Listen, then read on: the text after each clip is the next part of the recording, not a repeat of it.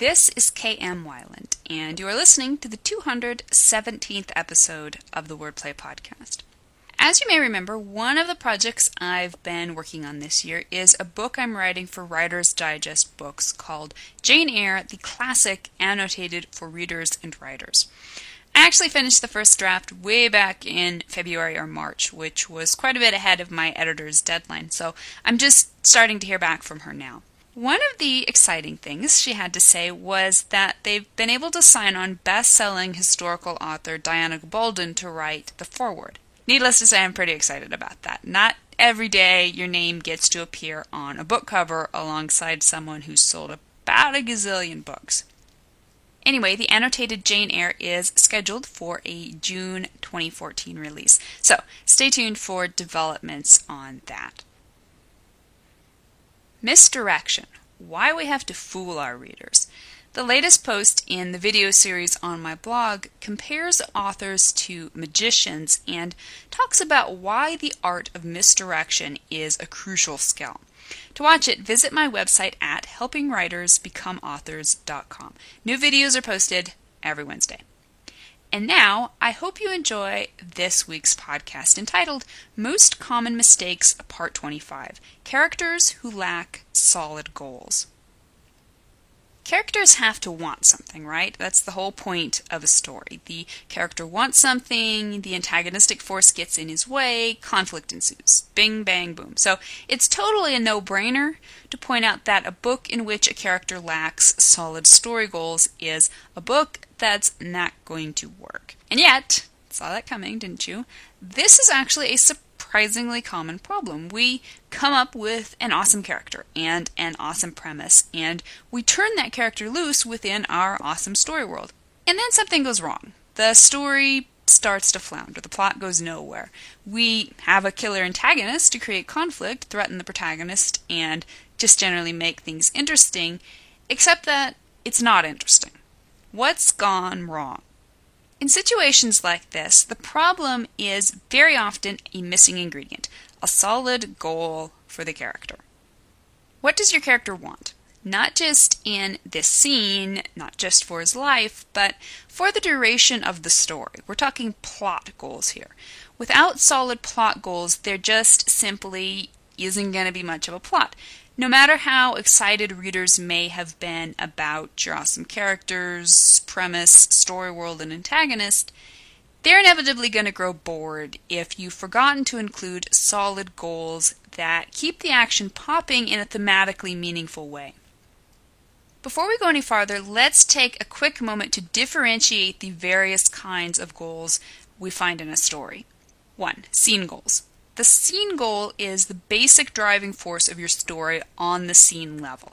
Every scene is based on your character's attempt to achieve something, which is then met with scene-level conflict.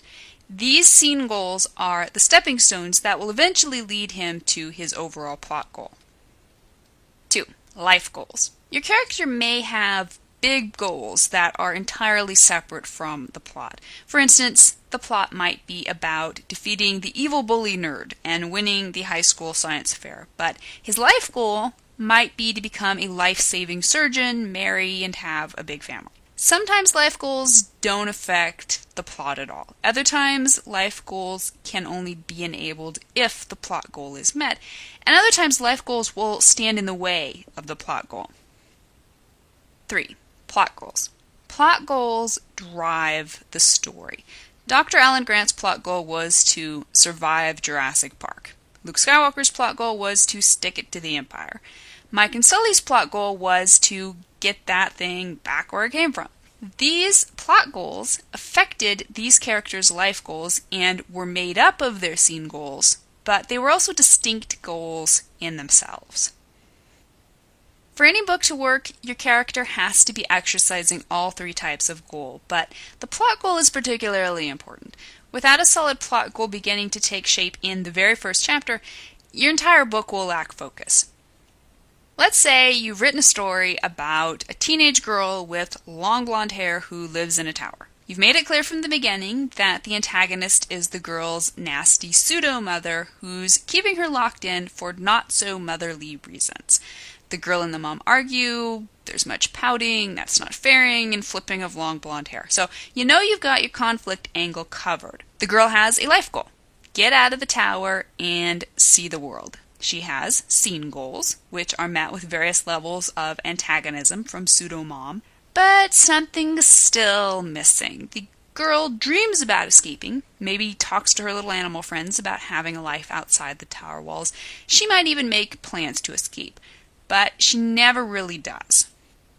Her story meanders on, always hinting at major plot conflict to come, but it never happens because the girl never enacts a plot goal. She never actually tries to escape, until maybe right up until the end.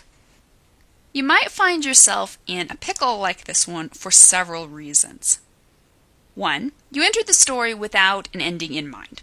Sometimes, especially if you're not into outlining, you're going to discover your story as you're writing it.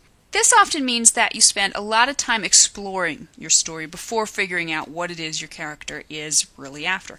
Nothing wrong with this, as long as you go back and tighten up those rambling, goalless scenes that don't drive the story forward. 2. You want to make sure you have enough material left over for a sequel. In all frankness, this is a horrible reason. Don't save the good stuff for a sequel. Hook your readers now so they'll want to read on to the next book. If not enough plot stuff is happening in this first book, then you either need to move some of the sequel's events into the first book, or you need to consider that perhaps this first book is more properly backstory, and that the series would actually be better off beginning with what you planned to be the second book. 3. You're fascinated by your character's daily life. No doubt your character is fascinating, but keep in mind that as his creator, you're going to be just slightly prejudiced. Readers want to see your character in action.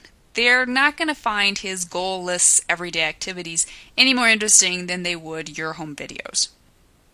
If you can give your character solid story goals that keep him running through your plot, you'll never have to worry about boring readers. Thank you for listening to the Wordplay Podcast. To read a transcript of this episode, you can visit my website at helpingwritersbecomeauthors.com. And be sure to check back again next week.